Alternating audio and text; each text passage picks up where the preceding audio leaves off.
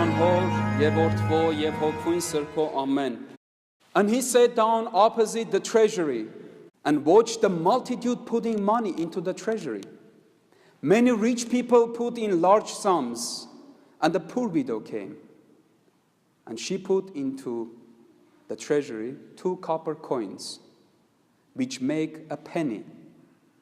And he called his disciples to him and said to them, "Truly I say to you, this widow has put in more than all those who are contributing to the treasury, for they all contribute out of their abundance.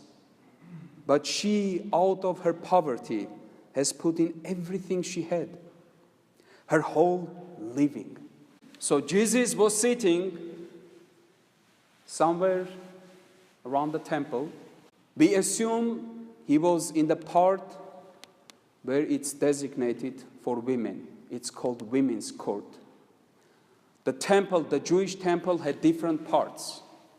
There was a court of Gentiles, there was court of women, court of priests, and the holiest of the holiest, where the head priest would enter only once a year.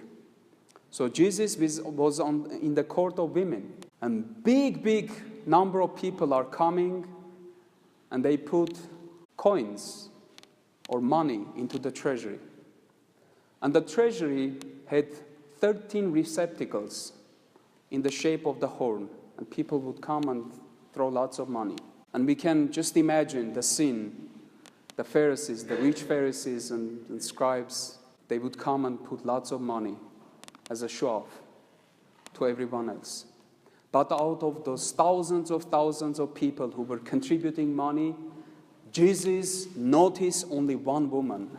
He, of course, saw all the rest, but he pointed out that one giving out of the thousands.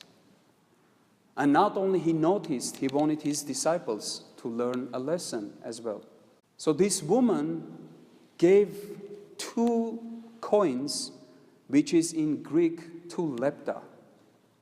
And it's worth 1/64 of a day wage of a regular Jewish person.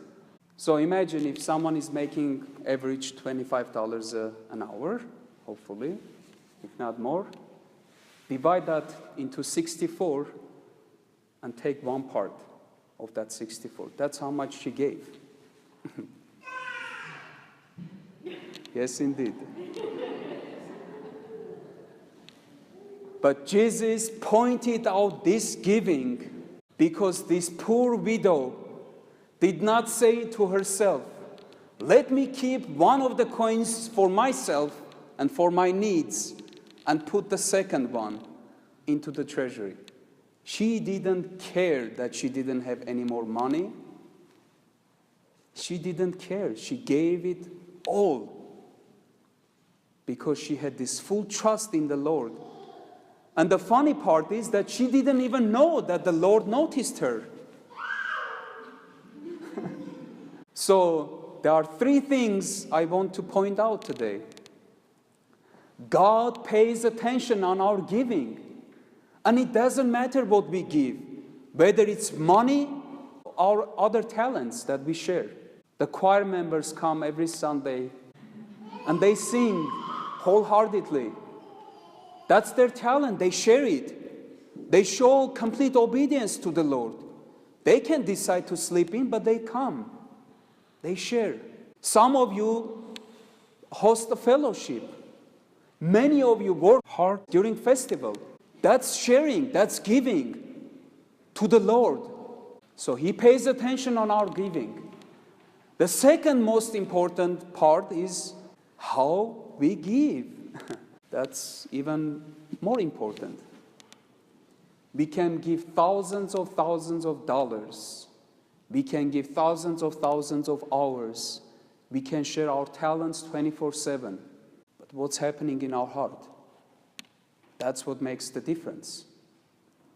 If I come and if I give, no matter what I give, and I don't give it with joy in my heart, and I don't give it wholeheartedly, without any reservation, without any concerns, without anything, any worries in my mind, that's useless. It's equal to giving nothing. Moreover, we get ourselves into more trouble because we have thoughts, negative thoughts, poison thoughts in our heart.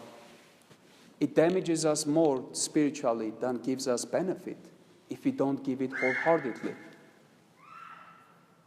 And the third important thing is it a sacrificial giving?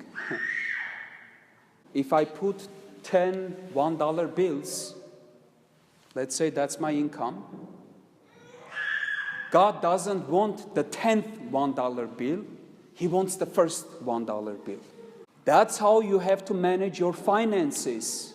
You have to give to your church. Yes, I am asking for you to give money to the church.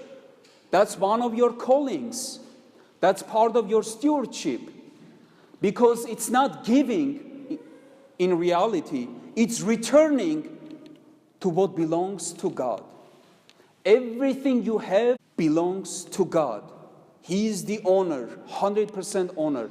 It doesn't matter your name is on the paperwork. It doesn't matter your bank account is under your name. It belongs to God. So we better keep reminding that to ourselves. And we better understand that we have to set aside a portion and a share to give it to the church, to the poor. Poor exist so the rich can help them, so they both are saved. That's why we have poverty in the world. So more fortunate people have the opportunity to do something good. The amount doesn't matter. What matters is what's in our heart, and when we give, do we feel that we give sacrificially? Do we feel that when we give something to others, to the poor, to the church, it's not out of the extra that we have? And I'm not necessarily suggesting that you, when you get your paycheck, deposit it into the church bank account. No, that's crazy. Of course not. You all have needs. You need to wear. You need to get fed. But then when you start thinking in a Christian perspective, you say, this is a need and this is a want. I take care of my needs and I take care of giving to the church. So giving to the church and giving to the poor is a need. It's not a want. So it has to come from this field onto this other field. Just like for example, I have my payments on my calendar. So it's some of the things are on autopay, just like many of you I'm sure use. The donation to the church is also autopay. Just like a bill. That's how it's supposed to be. Give it wholeheartedly.